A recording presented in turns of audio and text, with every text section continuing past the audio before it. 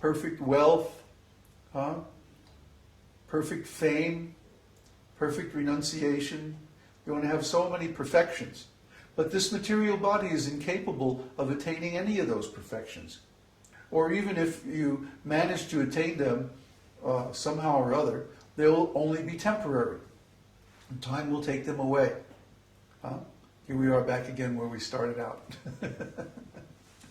Time will take them away. So these perfections aren't the real perfections. The real perfection begins with acknowledging our real nature. The real perfection is transcendental knowledge. Krishna defines transcendental knowledge as that knowledge knowing which there is nothing further to be known. Bhagavad Gita 9:2. That once you know this transcendental knowledge, or when Krishna uses the word knowledge, he doesn't mean it like we use the word knowledge in the West, to be a description or words or a system of understanding about something. He's not talking about that kind of knowledge. That's like academic knowledge or book learning. And we don't mean that either.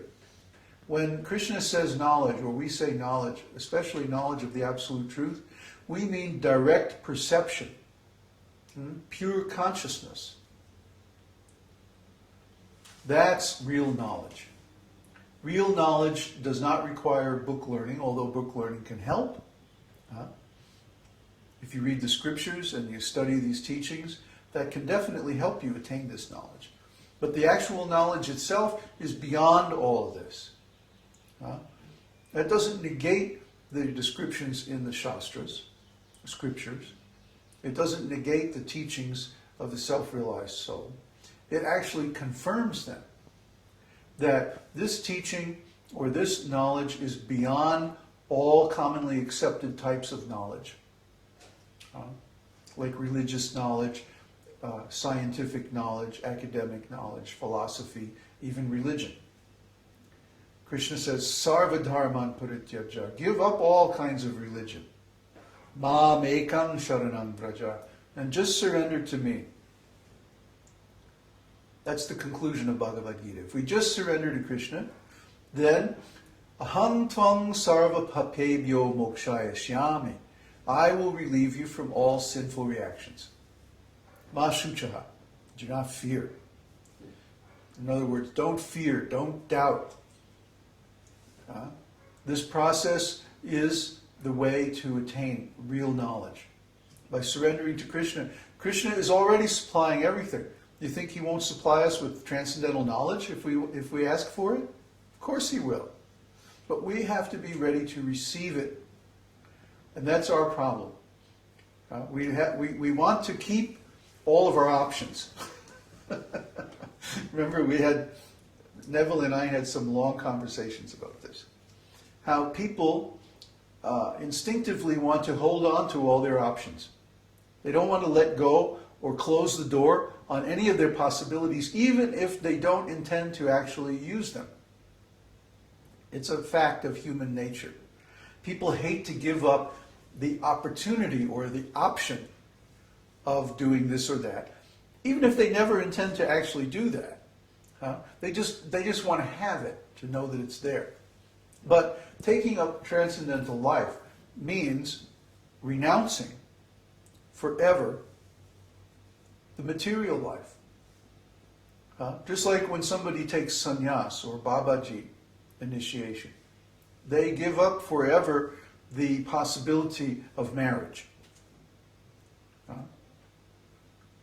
Which is not a problem because we have a relationship with Krishna. And our relationship with Krishna is so much more wonderful than any marriage. Believe me, I know. Talking from experience.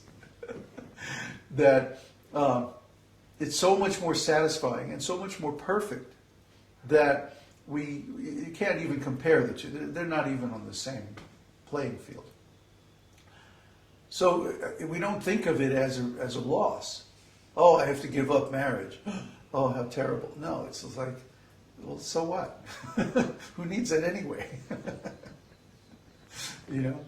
So when we actually come to the platform of spiritual knowledge, we don't see giving up our material possibilities as renunciation. Because it's like, well, who would want that anyway? Huh? It's just like, if I say, well, here's a bucket of old used motor oil. It's like, what do I want that for? Huh?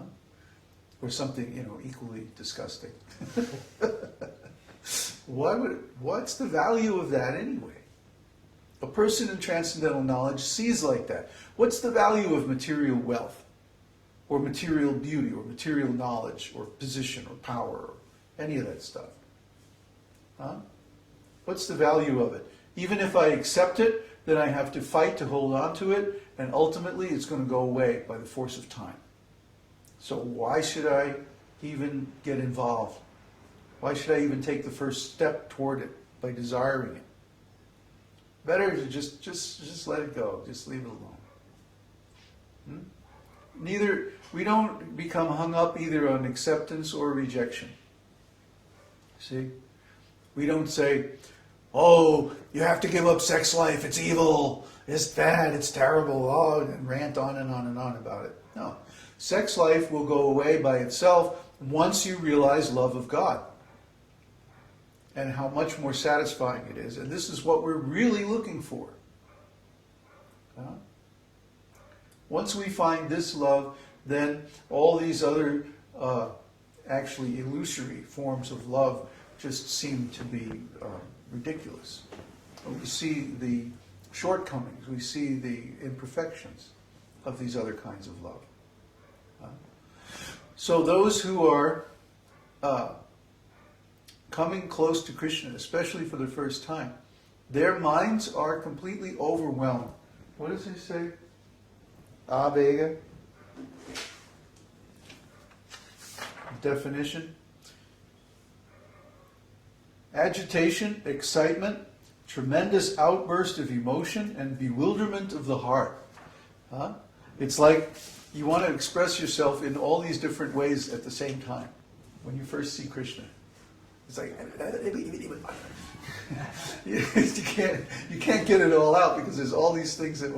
It's like when you see a friend, a dear friend that you haven't seen in a long time.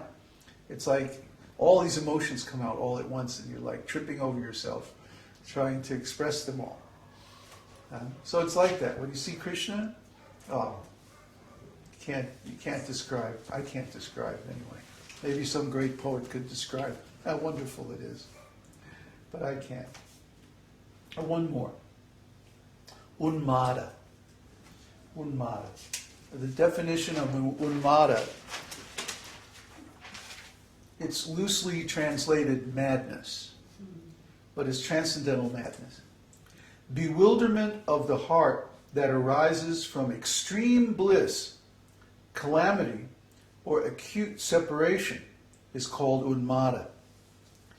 The symptoms of unmāda are loud laughter, dancing, singing, futile action, incoherent speech, running, shouting, and behaving in a contrary manner. So this madness, again, is different from material madness. Material madness is due to the action of the mode of goodness. But unmāda is due to the action of shuddha sattva, pure goodness. See? So it couldn't be more different from ordinary material madness. Material madness means a forgetfulness of everything that's good, and the truth and knowledge and all these things.